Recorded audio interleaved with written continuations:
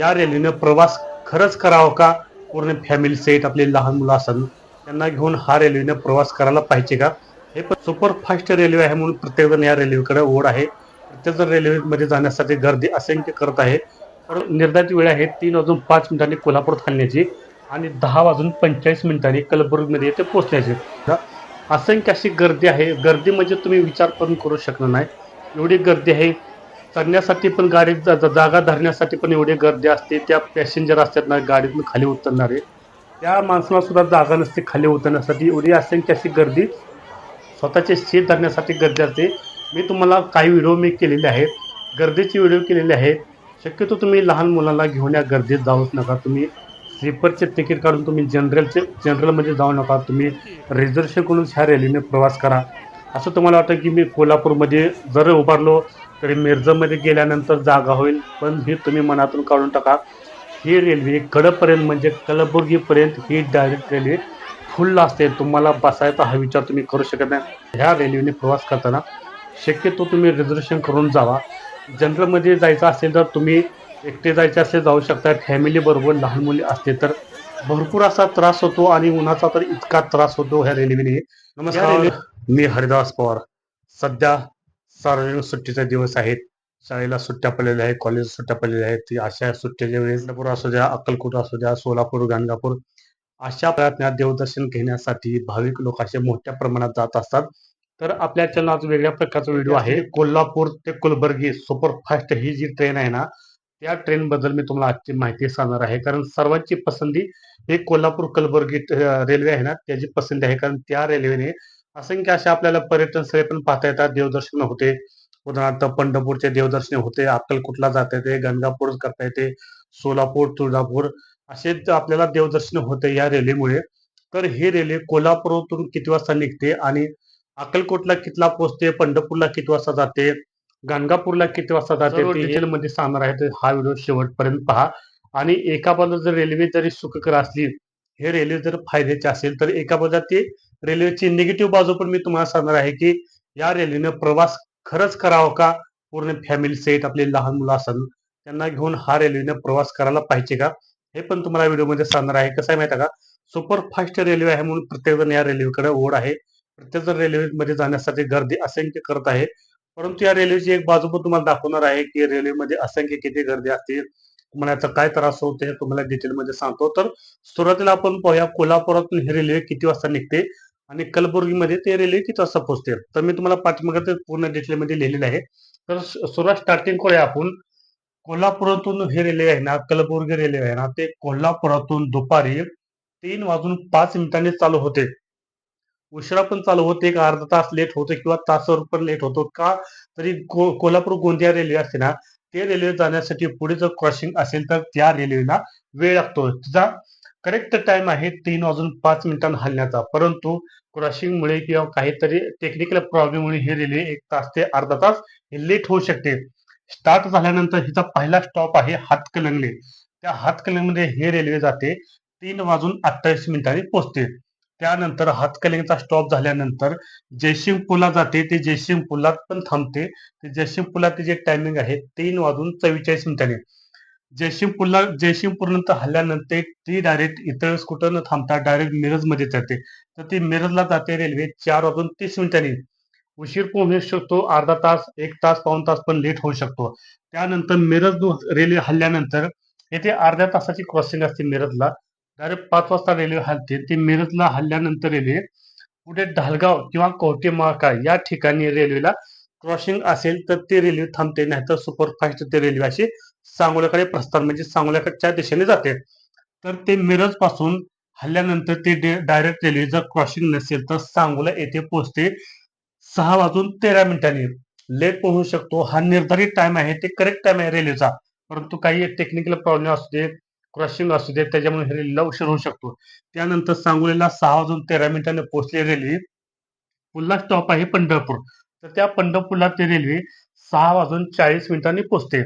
पंढरपूर झाल्यानंतर पुढे येते ते कुर्डवाडी. अजिबात कुठं थांबत नाही रेल्वे. क्रॉसिंग असेल क्रॉसिंग असेल तर फक्त रेल्वे थांबते, नाही तर कुठं थांबत नाही. क्रॉसिंग असेल तर ते लागणारे शेतपळ गाव आहे ना, त्या शेतपळ क्रॉसिंगला थांबते. डायरेक्ट ते रेल्वे कोटवाडी जंक्शनला पोहोचते. आता ते जंक्शन म्हणजे कोटवाडी जंक्शन का? तर त्या रेल्वेच्या मार्गावर असंख्य रेल्वे जाणार असतात. उदाहरणार्थ धाराशिवला रेल्वे जात असेल, पुण्याला रेल्वे जात असेल, सोलापूरला रेल्वे जातात. असं असंख्य असल्यातून त्या रेल्वेला प्लॅटफॉर्मला जंक्शन असे म्हणतात. तर ते जंक्शन पंढरपूरहून 6:40ला रेल्वे गेलेली कोटवाडीमध्ये बस पोहोचते संध्याकाळी 7:37 त्यानंतर ती 3 ते 4 मिनिटं तिथे थांबते. त्या 3 ते 4 मिनिटांनंतर ते रेल्वे लगेच चालू होते. म्हणजे पुढील प्रस्थानामध्ये म्हणजे पुढील मार्गाला मार्गस्थ होते. ती रेल्वे कोटवाडीतून हल्ल्यानंतर सोलापूरला रात्री 8:45 म्हणजे 8:45 ते 9 दरम्यान यावेळेस पोहोचते. त्यानंतर सोलापूरहून 2 ते 3 मिनिटाचा थांबा झाल्यानंतर ते रेल्वे पुढे अक्कलकोटच्या दिशेला जाते व ती रात्री रेल्वे अक्कलकोटला 9:19 पोहोचते. अक्कलकोटचा 2 ते 3 मिनिटाचा स्टॉप झाल्यानंतर ते रेल्वे गंगापूर म्हणजे गंगापूर या दिशेने जाते व ते संध्याकाळी 9:59 म्हणजे 10 प्लस 5-10 मिनिटे एक्स्ट्रा उशिरा पण ते रेल्वे जाते. त्यानंतर गंगापूर झाल्यानंतर पुढील येणारे आहे ना कलबुर्गी जंक्शन, तो मेन महत्वाचा मुद्दा आहे ना कलबुर्गी जंक्शन, ते रेल्वे जाते संध्याकाळी 10:45 तिच्या मुख्य स्टॉप आहे ना कलबुर्गी, तेथे 10:45 पोहोचते. तर उशिरा पण पोहोचते, 11:30 वाजता पण पोहोचते, 10-11 वाजता पण पोहोचते. तर त्या रेल्वेचं प्रस्थानचं म्हणजे स्टार्टिंगचं काही निर्धारित वेळ नसते. कधी वेळ होतो तर कधी टायमिंगला पण पोहोचते. रेल्वेची निर्धारित वेळ आहे 3:05 कोल्हापूरात हलण्याची आणि 10:45 कलबुर्गीमध्ये ते पोहोचण्याची. तर कोल्हापूरपासून ते कलबुर्गी हा जो किती किलोमीटरचा प्रवास आहे पहा, 428 किलोमीटरचा प्रवास आहे कोल्हापूर ते कलबुर्गी. 3:05 गाडी हललेली रेल्वे 10:45 पोहोचते. तर तुम्हाला आता सांगतो मी, कोल्हापूर ते हातकणंगले किंवा हातकणंगले ते जयसिंगपूर, जयसिंगपूर ते मिरज, मिरज ते सांगोला, सांगोला ते पंढरपूर, पंढरपूर ते कोटवाडी, कोटवाडी ते सोलापूर, सोलापूर अक्कलकोट, अक्कलकोट ते गंगापूर रोड, गंगापूर रोड ते कलबुर्गी. हे किती किलोमीटरचे अंतर आहे ते पण तुम्हाला मी सांगतो या व्हिडिओमध्ये. तर हा डिटेल व्हिडिओ तुम्ही पहा. तर आता पहा, कोल्हापूर पासून हातकणंगले असू द्या, जयसिंगपूर असू दे, मिरज असू दे, तर किती किलोमीटरचे अंतर आहे पहा कोल्हापूर पासून. मी सुरुवातीला सांगतो, कोल्हापूर रेल्वे हल्ल्यानंतर जाते हातकणंगले, कोल्हापूर ते हातकणंगले हे अंतर आहे 20 किलोमीटर. त्यानंतर हातकणंगले ते जयसिंगपूर अंतर आहे 15 किलोमीटर. त्यानंतर जयसिंगपूर ते मिरज हे अंतर 12 किलोमीटर आहे. त्यानंतर मिरज ते डायरेक्ट सांगोला हे अंतर आहे 107 किलोमीटर. सांगोला ते पंढरपूरचे अंतर आहे 29 किलोमीटर. पंढरपूर ते कुर्डवाडी हे 53 किलोमीटरचे अंतर आहे. कुर्डवाडी ते सोलापूर हे अंतर आहे 79 किलोमीटर. सोलापूर ते अक्कलकोट रोड हे अंतर आहे, सोलापूरपासून अक्कलकोट रोड हे 35 किलोमीटरचे अंतर आहे. त्यानंतर अक्कलकोट रोड ते गंगापूर रोड हे अंतर आहे 51 किलोमीटर. त्यानंतर गंगापूर रोड ते कलबुर्गी यामधील अंतर आहे 27 किलोमीटर. तर पूर्ण असे 428 किलोमीटरचा हा जो प्रवास आहे ना ते रेल्वे पूर्ण करते. तर ह्या रेल्वेला तुम्ही स्लीपरसाठी तुम्ही ऑनलाईन बुकिंग करू शकता किंवा रेल्वे हालायच्या अगोदर 2-3 तास पण तुम्ही डायरेक्ट स्टेशनवर तिकीट काढू शकता. त्याचं सुरुवातीला जनरलचे तिकीट पहिले होते ₹105, त्यामध्ये आता ₹10 वाढ होऊन ते झालेले आहे जनरलचे तिकीट ₹115 आणि ₹100 प्लस म्हणजे ₹215 आहे स्लीपरचे, म्हणजे रिझर्वेशन तुम्ही केलं तर. आणि शक्यतो मी तुम्हाला सांगतो, या रेल्वेनं जायचे असेल तर तुम्ही रिझर्वेशन करून जायला पाहिजे, नाही तर तुम्ही जनरलमध्ये इतकी गर्दी असते. पहिली या रेल्वेला काही गर्दी नव्हती, तर आता रेल्वेला असंख्य अशी गर्दी आहे. मर्यादा असते एका सीटवर 4 पॅसेंजर बसण्याची, तर तिथे 4 सोडा, एका सीटवर कमीत कमी जास्तीत जास्त 8 ते 9 पॅसेंजर बसतात. आणि या रेल्वेमध्ये धक्काबुक्की होण्याची भरपूर अशी शक्यता म्हणजे होतेच.